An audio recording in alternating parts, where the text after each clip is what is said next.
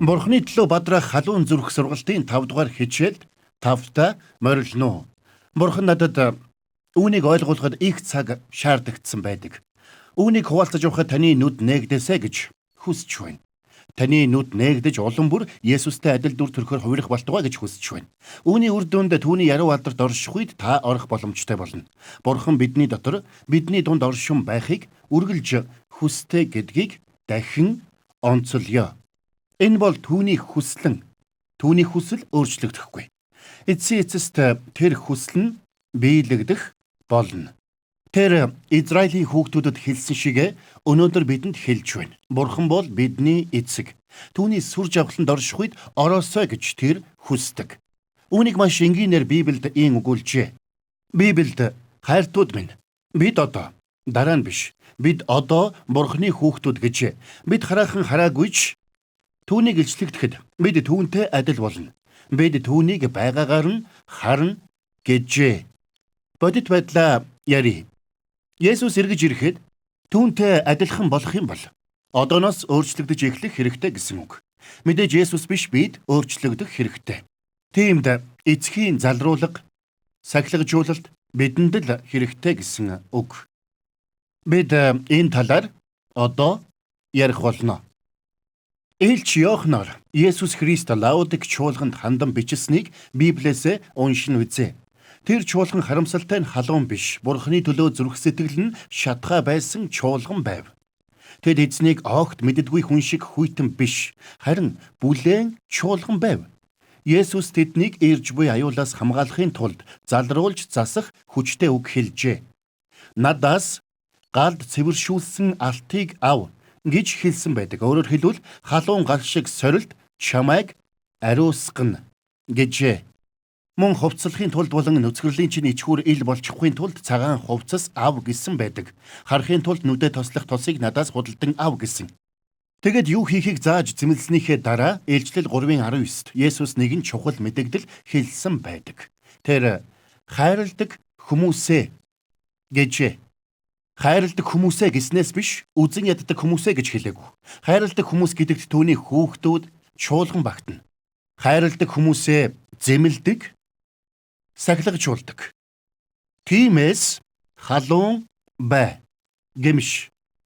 Гэмш гэдгийг сүргээр бүх хүлээж аваарай. Өмнө нь хэлсэнчлэн гэмших гэдэг нь өөрийн мэрэгэн ухаан замаас эргэж Бурханы мэрэгэн ухаанаар явна гэсэн үг юм. Өөрийн тэнэглэлээс эргэж Бурханы мэрэгэн ухаанаар амьдрах нь гэмшил юм. Хайрладаг хүмүүсээ зэмлдэг, сахилгажуулдаг. Зэмлэх гэдэг үгийг грекээр элегчо гэдэг. Грек төл бичгийн тайлбараар шууд утга нь яллах гэсэн утгатай. Буруу тайг нь нотлох, яллах, улмаар түүнийг ичих. Энэ бол зэмлэх гэсэн үгийн утга. Сахилгажуулах, хайрладаг хүмүүсээ зэмлдэг, сахилгажуулдаг. Грек пайдеуон шийтгэх гэсэн шууд утгатай. Зан төлөвийг сайжруулах зорилгоор шийтгэх. Би хайрладаг хүмүүсээ зэмлдэг, сахилгажуулдаг. Зэмлэх гэдэг нь буруу тайг нь нотлох, яллах, улмаар түүнийг ичих. Сахилгажуулах гэдэг нь зан төлөвийг сайжруулах зорилгоор шийтгэх. Дахин чангаар хэлье. Есүс үзэн яддаг хүнээ биш, хайртай хүнээ зэмлдэг. Тиймд итгэгч хүний хувьд Бурханы сахилгажуулалт амьдралд нь байна гэдэг бол нэгд та түүний хүүхэд, хоёрт тэр танд хайртай шинж. Еврей номын 12 дугаар бүлгийн 5 болон 6 дугаар ишлэлд хэлснийг харуул илүү гүнзгий утга тэнд байгаа. 5 дугаар ишлэлд та нарт хөвгүүд шигэ хандсан тэрхүү синхрууллыг та нар мартжээ гэжээ. Хүү охиндоо хандаж хэлж байгааг харж байна уу? Эзний сахилгажууллыг бүү хөнгөн үз хүү минь. Тэр чамайг зэмлэх үед сэтгэлээр бүү он. Учир нь хайрладаг хүнээ эзэн сахилгажуулдаг. Хүлээн авдаг хүү болгоно тэр ташуурддаг. Эзний сахилгажууллыг бүү хөнгөн үз гэдэг дээр одоо илүү анхаарай. Илчлэл номд Есүсийн хэлсэн сахилгажуулах гэсэн грек үг буюу зан төлөвийг сайжруулах зорилгоор шийтгэх гэсэн үг энд давтагдж байна. Тэр чамайг зэмлэх үед сэтгэлээр бүү ун гэж давхар хэлсэн. Энд буруутайг нь нотлох, яллах, улмаар түүнийг ичээх гэдэг утга бүхий зэмлэх гэдэг үг гарч байна. Тэр ташуурддаг. Хүлээн авдаг хүү болгоно тэр ташуурддаг гэж хэлсэн. Ташуурдах гэдэг нь мастиго гэдэг грек үг. Утга нь бие мах бодыг нь ташуураар оруулах. Маш олон юм ярьчихлаа. Дуустал нь унтраалгүй сонсоорой намайг. Энэ талаар Библийн олон газар байдаг болохоор тусдаа сэдэв биш гэдгийг ойлгоорой. Бидний Бурхан Аав биднийг ташуураар шийтгдэггүйг ойлгоно үзье. Гэхдээ тэр шийтгэх шаардлагатай үед яг л тийм мэдрэмж төрнө. Өөрийн хүү, охиноо засч хүмүүжүүлэхийн тулд Бурхан 3 шат дамжлагтай сахилгажуулалтыг хийдэг. Эхний шат нь өөрийн үг ба ятгалгаар бидэнд залруулга өгдөг. 1-р Иохан 3-р бүлгийн 20-ыг харуул зүрх маань биднийг яллах ямар ч зүйлд тэгэх болно. Бурхан бидний зүрхнээс авууга бөгөөд бүхнийг мэддэг гэж. Өөрөөр хэлбэл зүрх сэтгэл чамайг яллаж байгаа ч Бурхан бол бидний зүрхнээс авууга юм. Зүрхийг маань ятгаж бидний анхаарлыг Бурхан өөртөө хандуулдаг. Ялангуяа Библийг уншиж байхад энэ зүйл болдог. Өнгөрсөн жил нэг тэнийг юм хийснээ санаж байна. Тэрийг хийж байхдаа тэнийг санагдаагүй юм л да. Харин дараагийн өглөө нь 2-р Петрийн 3-р бүлгийг уншиж байхдаа өчигдөр Instagram дээр тэнийг пост оруулснаа ухаарав. Тэр постэнд Америкт байгаа хүмүүс гомдохоор юм бичснээ харваа. Тэгэд би өөртөө Джон, энэ ямар тач сайн зүйл биш. Үүнээс чинь болоод олон хүн гомдох байх гэж хэлээд постоо устгасан байдаг. 10 минутын дараа гэргэр өмнө манай улсын нэг чухал удирдагч утсаар ярив. Тэр эмэгтэй удирдагч Джон, бид чиний номыг хэрэгэлдэг. Бид чамд хайртай. Харин өчигдрийн пост чинь олон хүнийг гомдоохоор байна. Тэгэх шаардлагатай байсан юм уу гэж хэлв. Түүнд юу л да 10 минутын өмнө би тэр постоо устгачихсан гэж хэлэхэд тэр хэсэг чимээгүй болсноо тоглоог үздэг гэхтэн Бурханы үгийг уншиж байхад Бурхан надтай нүүрэлдэж үгийн ташуураар намайг оруулгасан гэв. Өчигдрийн тэр постыг буруу сэтлэр нийтэлснээ ухаарснаа ч хэлв. Тэр ч бич сэтгэл амарсан юм. Хэрвээ түүнийг ярихад би постоо аваагүй байсан бол яах байсан бол? Бурханы үгийг уншаагүй, Бурхан намайг ятгаагүй байсан бол яах байсан бол? Би ч ичхүртэйгээр таны зөв би постоо авчихъя гэх байсан байх. Бурханы хүмүүжүүлэх 2 дахь шат дамжлага нь бидэн лүү хүн илгээх. Постоо устгасны дараа тэр зүйл болсон юм. Бас нэг өөр жишээ татъя. Хэдэн ариун жилийн өмнө удирдлагын баг маань бидэнд хандаж гэр бүлдээ та хоёр үнэхээр анхаарч явдаг бол бие биедээ хандаж байгаа харилцаагаа засах хэрэгтэй гэж хэлсэн юм. Удирдлагын баг маань бидэнд тэр пастор дээр та хоёр очиод 2 өдөр түүнтэй хамт байж өөрсөддөө байгаа буруу зүйлээ засах хэрэгтэй гэв. Эхний өдөр нь л тэр пастор Бурханы ариун сүнсээр миний дотрыг ёстой л илчилж байх ёстой байранд маань аваачив. Намайг хөдөлгөж байсан сэтэл хандлага бүрийг Бурханы үгээр тэр гэрэлд гаргав. Тэр өдөр өнгөрөхөд шалчи итла загнуулсан хүн шиг л мэдрэмжтэй үлдэж үлээ. Тэр өдрүүдээс хойш гэргийн минь надад хэд хэдэн удаа миний хүсч явдаг нөхөр минь болсон шүү гэж хэлдэг болсон юм. Бурхан намайг сахилгажуулсан. Гэхдээ их өвдөгдөг юм билээ. Миний биеийн авч яваа байгаа байдлын талаар тэр пастор надтай ярьж байхад би Лиза тэр хоёрын өмнө нөгөө шавраа гаргаж байсан юм билээ. Тэр надад Джон чамтай хэсэг ярьж болох уу гэд Бурханы үгээс надад хэлэх бүрд тийм байж таны зөв гэж дуу алдаж байв. Хэрэг бид Бурханы үгийг ч сонсохгүй. Илгээсэн хүнийг нь ч тоохгүй бол 3 дахь шат руу орно. 3 дахь шат нь шийтгэх. Тийм ээ, та намайг зөв сонссон. Дуулал 119:67-д зовж шаналхийнхаа өмнө би буруу зүгт явсан байжээ.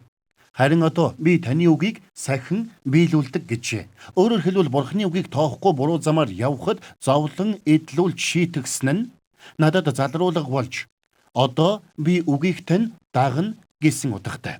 Одоо энэ зүйлийг илүү тод томрон ойлгуулах нэг жишээ өгье. Бичээст бичигдсэн зүйлс миний өмнө нь ярьсан бүхэн бодит амьдрал дээр болсон юм. Надтай хамт байж сонсоорой.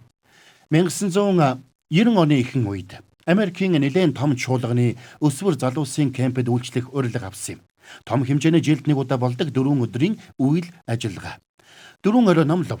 Эхний оройн залуусын кемпэд ирсэн залуусын дунд тийм ч их хүндлэл байсангүй.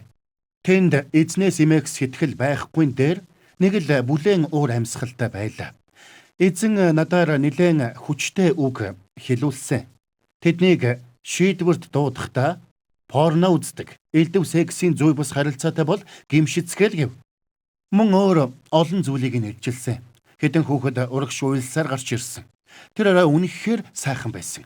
Хоёр дахь оройнч бас тийм юм болсон. Бурхан тэдгээр хүүхдүүдийн дотор гүн орж тэдэж уйлж гимшиж байв. Гурав дахь оройнч бас тийм зүйл болсон. Дөрөв дэх өдөр нь залбирч байлаа. Тэр үед Техас гантай байсан юм. Кемпийн нэг байшинд намайг залбирч байх үед гинэд маш хүчтэй бороо оров. Үнэхээр сүрдмээр дуу чимээтэй. Дээвэр нурчхвуу гэлтэй тэр их чимээнд өөрийгөө ч сонсож чадахгүй тийм үед ариун сүнс надад өнөөдөр орой ийм зүйл болно. Энэ залуусын дээр би зөвхт байдлаа бороо мэд асхна гэв. Би ч баярлав. Өнгөрсөн 3 орой гэмссэн тэр хүүхдүүдийн дотор ямар нэг юм болох нь. Бурхны ариун сүнс хөдлөх нь гэдэл догдлов. Сүүлчийн орой буюу 4 дахь оройн Магдалины дууны дараа гэхдээ л энд ямар нэг юм буруу байна гэж бодсоор босов. Тийм байх учиргүй гэж өөртөө ч хэлв. Ариун сүнс надад дахин өнөөдөр сүнсээ цутгахаас өмнө нэг хүн гимшиж миний өмнө ирэх хэрэгтэй гэж хэлв. Би ч дахин шийдвэрт дуудаж олон зүйлийг тодорхой хэлсэн.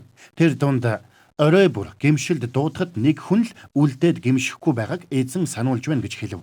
Бурхан чамд үнэхээр хайртай учраас дахин боломж өгч байна гэв. Хэд хэдэн хүүхэд урагш нулимс дүүрэн гарч ирсэн ч ариун сүнс надад энэ хүн биш гэв. Би ч залгилаа. Тэгээд тэр ахаад дууд гэв. Би дахиад л дуудлаа. Хэдэн хүүхэд нэмж гарч ирэв. Миний харж байсан хүн энд алга гэв. Би эзэнд одоо тэгээд яах вэ зогсоор байх уу гэв. Эзэн надад хэрв чи гарч ирж гэмшихгүй бол эзэн чамайг шийтгэн гэж хэл гэв. Тэр үгийнхэн дагуу хэрвээ чи гарч ирж гэмшихгүй бол эзэн чамайг шийтгэн гэлээ. Хэдэн хүн гарч ирж сөгдөв. Энэ хүн биш гэж эзэн хэлв. Эзэн тэр үед тэр хүн гэмшихгүй бол ямар шийтгэл ирэхийг хэлий гэлээ. Тэгэд би ч өөрөө бодож амжаагүй байтал амнаас минь ийм үгс гарав. Би чи машины осолд орж толгойдоо гэмтэл авна гэж хэв. Тэрхэн агшинд өөртөө чи юу хэлчих вэ гэлээ. Харин эзэн ярьсан гэдгийг би мэдэж байлаа. Хэдэн хүн нэмж гарч ирсэн ч тэдний хинэнч биш гэдгийг би мэдэж байв. Эзэн тэр дарамтыг надаас авч тэрхэн агшинд бурхны ариун сүнсний хүчрхэг дүүргэлд ирсэн юм да. Аялан номлоод 35 гаруй жил болж байна. Олон ч газраар аялсан да. Цөөхөн хідэн газар л хизээж марташгүйгээр бурхны ариун сүнс хүчрхэг сүрлэг байдлаар буусныг мэднэ. Тийм газар гайхамшгүйд болж ариун сүнсний хүч тэнд үйлчилж хүний ой санаанд багтамгүй юм болдог. Нүдэн анхтал бурхны хүчрхэг ажлуудыг би хардаг. Тэр кемпэс хойш 4 сарын дараа залуусын пастор нь над руу залгав. Түүнийг ярихад за юу гэж хэлэх бол да гэж бодохдоо Жон машины ослоор толгойдоо гэмтэл авна гэж хэлснээс чинь хойш манай залуучуудын цуглаанд асуудал гарсан. Тийм юм огт болоогүй, ер нь тус болсонгүй гих байх гэдэл. Юу ч хэлсэн бэ хүлээж авъя л гэж бодсон шиг чагнаж байв. Харин над руу залгасан залуусын пастор Жон тэр орой шийдвэрт дуудахад гарч ирээгүй нэг хүнийг санаж гинөө. Хиний тухай гэдгийг би мэдэж байсан л та.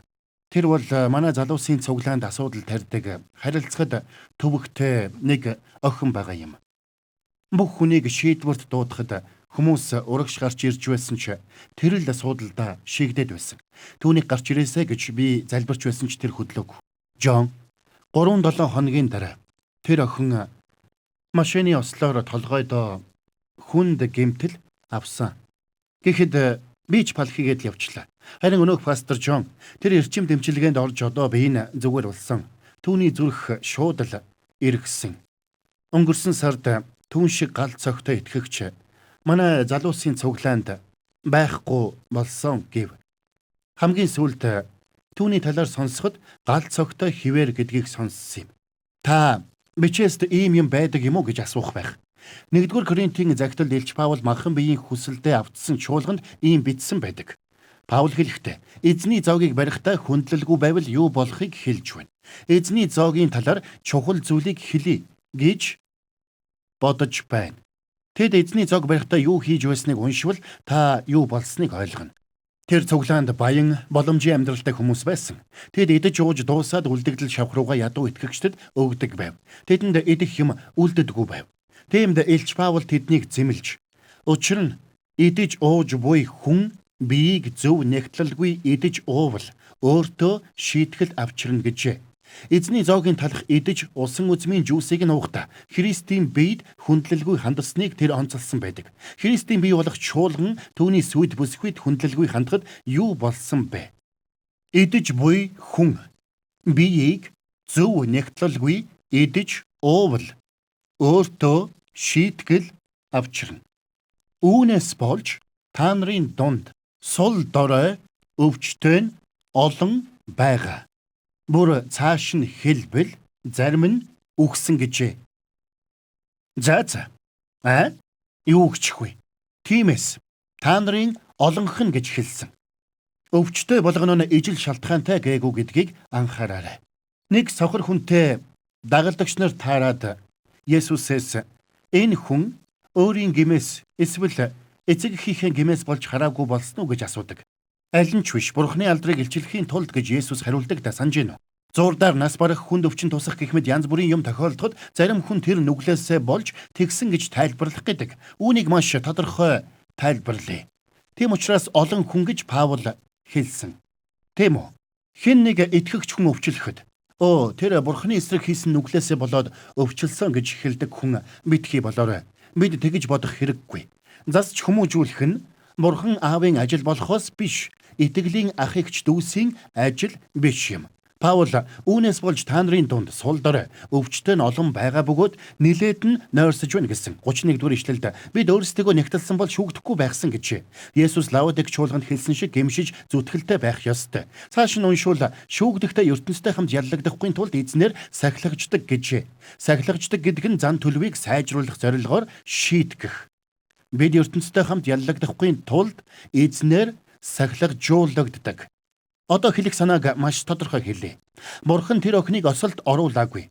Бурхан түүнээс хамгаалалтаа авахтал түүнд тийм юм тохиолдсон. Исая номд нүүрсний галыг хөөрөгдөн ажлынхаа зэвсгийг хийдэг дархныг би бүтээсэн гэж бичсэн байдаг. Хулгайч зөвхөн хулгайлан алж сүйтгэхээр ирдэг бол Есүс би тэднийг амьтаа, бэлгсэн амьтаа байлгахын тулд ирсэн гэсэн. Дуулуургүй нэгнээс Бурхан хамгаалалтаа авахтал тэр хүний амьдрал буруугарт орсныг мэддэг. Явыг хорлох гэсэн дайсанд түүний амь насанд бүүхүр гэж Бурхан хэлсэн байдгийг санаж гинөө. Тэрний адил Бурхан тэр охины амьд хүрээд үзээр амийг нь авч болохгүй гэж хэлсэн хэрэг. Бурхан тэр охиноос хамгаалалтын мутраа өргөхөд л тэр охин машины осолд орж толгойдоо гэмтэл авсан юм. Эзний хэлсэн үг ийхүү бодитоор биелсэн. Тэр охин Бурхан минь тэр өрөө миний тухай ярьсан байна штэ гэдгийг ойлгосон юм. Одоо тэр зүрхэндээ галтай нэгэн болсон. Үүнийг сайтар ойлгоорой. Дахин тодруулж хэлэхэд нэгд өвчтөй зуурдаар нас барсан хүн бүр ийм шалтгаантай биш ээ. Гэхдээ хоёрт нь хэлэхэд та нарын олон хүн өвчтөй бүр үгсэн шалтгаан чинь Христийн биед хүндлэлгүй хандсаных гэжээ. Бурханд үнэнч Бурханы хүүхдүүдэд хүртэл сахилгажуулалт хэрэгтэй. Өнгөрсөн хэдэн 7 хоног би ч бас эзнээс залруулга авсан. Тийм ээ, амархан байгаагүй, өвдөж байсан. Бурхан эцгийн зүрх сэтгэлийг гонсойлгохоос илүү хүнд юм байхгүй. Бурхан бусдын нүглийг засахгүй зүгээр өнгөрөөж болохч өөрийн хүүхдүүдийг засахгүй өнгөрч чадахгүй. Мэргэн ухаалаг эцэг хүн бусдын хүүхдүүдийг үл тоож харин өөрийн үр хүүхдийнхээ буруу явааг хараад засдаг шиг эзэн өөрийн хүмүүсийг засахгүй явна гэж байхгүй. Messenger X-ийг танилцуулж байна. Шинэ материал, видео хичээл үзэх аппликейшн. John Liza Bibлийн бүтээсэн дагалдагч бэлтгэх цахим сан. Видео хичээл, сонсдог ном, цахим ном, богино кино, Библи болон бусад материал. Бүхэл төрлийн төхөөрөмжөөр 130 гаруй хэлээр үнэгүй хэрэглэх аппликейшн. Хаасайгүй бүх хүнийг дагалдагч болгоё. Messenger X.com болон аппликейшнийг татж аваарай. Еврэ 12-ийн 9-ыг дахиад харцгаая. Биднийг сахилгажуулдаг махбодын эцгүүд бидэнд байсан. Бид тэднийг хүндэлдэг байсан бол тэгэх тусмаа бид сүнсний эцэгт захирагдан амьдрах нь үлэмж дээр босов. Хэрвээ эзнэр сахилгажуулагдаагүй бол тэр хүн бутаж хүүхэд болно гэж хэлснийг санаарай. Нэг болсон явдлаа ярий. Нэг чуулганд очлоо. Тэр бүтэн сайнд 2000 гаруй хүн ирсэн байсан байх. Энэ явдал 1990 оны үед болсон юм л да. Тэр бүтэн сайнд эхэлсэн цуглаан бүтэн 7 хоног сэргэлтийн цуглаан болж үргэлжилж үлээ. Бүтэн сайны өглөө нь тэр цуглаанд улаан гал юмл номлож байлаа. Хүчтэй, зоригтойгоор гимшил ба ариуслыг ярьж байсан юм. Цуглаанч дууслаа. Пастрын машин руу явах замд пастор надад "Жон" гэхэд би түүнд урьдаад тэнд юу харснаа хэлээ л гэлээ. Тэгээд номлож байхад урд талын игнэнд үнэхээр сайхан хувцалсан нэг эмэгтэйг анзаарснаа хэлв. Тэр эмэгтэй сургаалыг ёстой ууж байсан ч дэрэгдэх охин нь тэс өөр байсан. Төрсөн охин нь байх. Нүдэн эргэлдээд л хизээ дуусахын гэсэн байртай харагдсан гэлээ. Тэгээд цуглааны байрнаас гараад машинд суухын алдад пастор над руу хараад "Жон, ресторанд орох уу? Аль эсвэл манай чуулганы Итали эмэгтэйнд айлчлах уу? Нөхөр нь түүнийг орхиод явчихсан бэлэвсэн эмэгтэй байгаа. Итали хоолыгч хийн шүү дээ. Түүний гэрээр айлчлах уу эсвэл ресторанд хооллох уу гэлээ. Итали хоол идэ. Ямар ч ресторанаас илүү Итали хоолыг л сонгоно шүү дээ" гэв. Нөгөө хайлд очтол нөгөө урд талын игнэнд сууж байсан эмэгтэй гэрт очиж таарав. Ингэж таарах гэж номлож байхдаа таныг анзаарсан шүү гэлээ. Нөгөө эмэгтэй ам хуурай байсангүй. "Жон, Бурхан миний засах ёстой амьдралын ийм тийм зүйлтэй тулсан гэдэл ярьж гарав. Таныг ярьж байхад эзэн надтай ярьж засч өгсөн шүү" гэлээ. Тэгээд над руу хараад "Харин охин минь" гэж хэлээд над руу нүднийхээ булангаар харангаа "Энэ хүн хизээ ярьж дуусах юм бэ" гэсэн гэв. Хамгийн сонирхолтой нь охин нь 30 минутын дараа гэртээ орж ирвэ. Бурханаас ч эмээх юм байхгүй, хүндлэл үгүй хүн байв. Өнөөдөр өөр болсон байх гэж найдаа. Ээж нь эзнээс залруулга авсныг би харж байлаа. Охин нь яг адилхан сургаал сонсч байсан ч нүд нь эргэлдэж "Энэ хүн хизээ ярьж дуусах юм бэ" гэж хэлсэн байдаг. Ээж нь бол Бурханы жинхэнэ охин, харин охин нь бутаж байв. Тэр Бурханы жинхэнэ охин биш байв. Ээж нь түүнийг Бурханы замаар өсгсөний үр дүнд өнөөдөр тэр галт цогтой Есүст үнэн ч хүн болсон байгаасаа гэж би залбирч байна. Харин тэр үед ариун сүнсний дор адил сургаалыг нэгэн зүрхэндээ гүнээ хүлээн авч засах зүйлсийг нь Бурхан илчлэх үед засч өөрчлөгдсөн байхад нөгөө хүн нь буюу охин нь нүдэ эргэлдүүлэн байж цуглаан хурдан дуусаасаа гэж бодож суусан юм.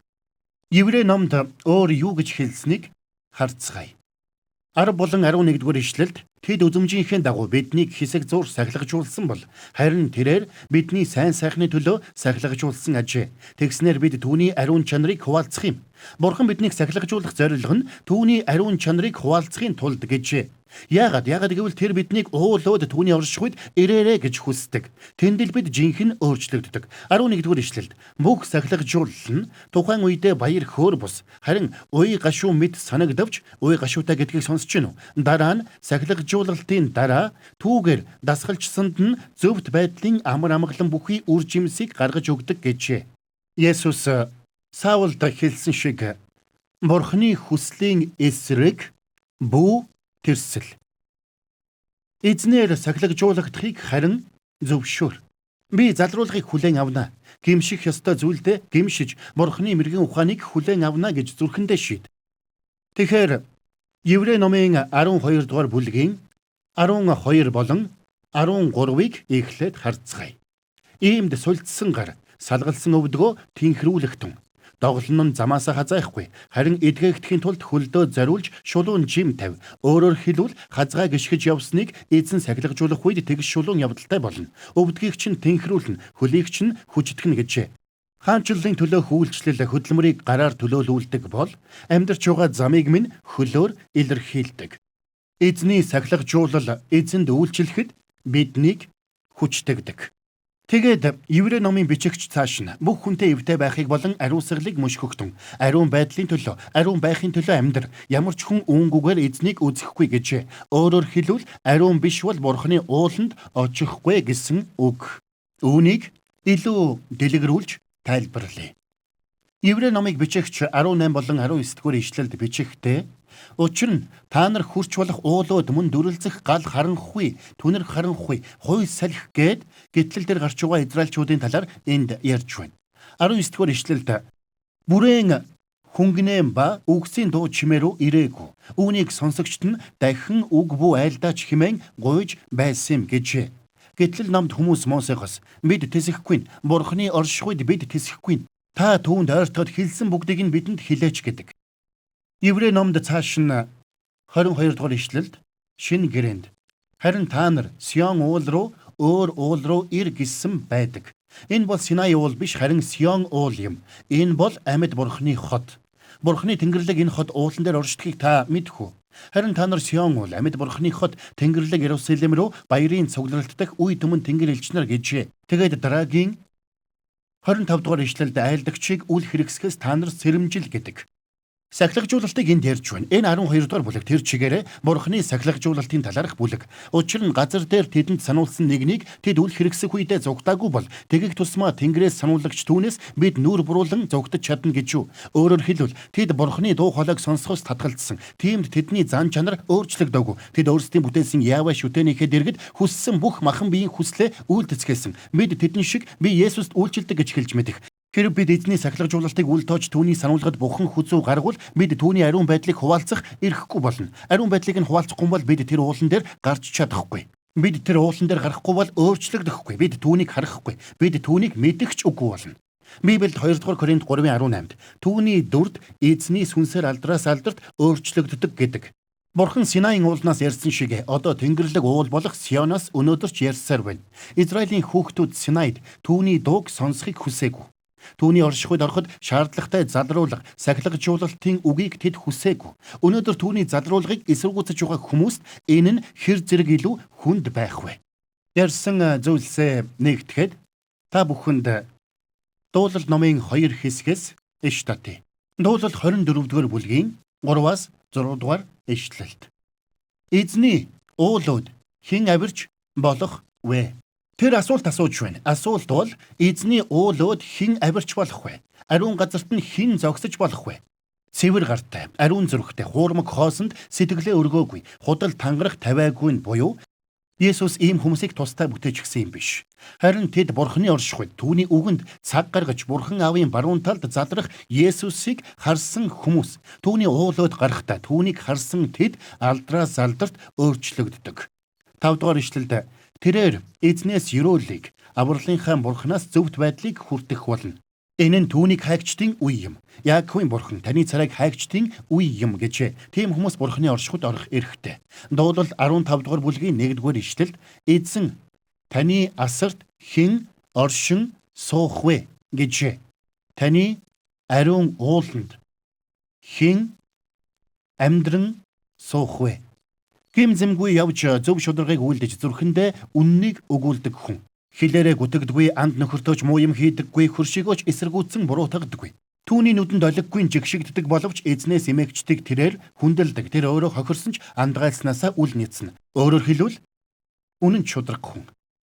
Тэр мөнгөө хүүтээ зээлүүлдэггүй. Гэмгүй хүний эсрэг хахуул авдаггүй юм. Эдгээрийг үйлдэгч нь хизээж ганхахгүй гэжээ. Эзний сахилгажуулалт бол ямар нэг эсэргүүцэх зүйл биш юм. Харин талархалтай хүлээн авах зүйл юм. Өнөөдөр ямар нэг юм сурсан гэж бодож байна. Дараагийн хичээлээр Бурхны залруулгыг хүлээн авахд саадуулж, улмаар өөрчлөлтөө алдахад хүргэдэг зүйлсийг болон Бурхны гайхамшигтай мөн чанар, түүний илчлэл биднийг хэрхэн үрд өөрчилдөг талаар гүнзгий сурна. 6 дугаар хичээлээ заавал үзээрэй.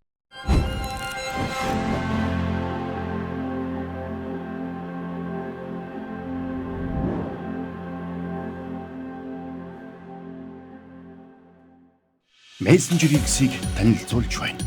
Шинэ материал, видео хичээл үзэх аппликейшн. Джон Лиза Библийн бүтээсэн дагалдагч бэлтгэх цахим сан. Видео хичээл, сонсдог ном, цахим ном, богино кино, Библи болон бусад материал. Бүхэл төрлийн төхөөрөмжөөр 130 гаруй хэлээр үнэгүй хэрэглэх аппликейшн.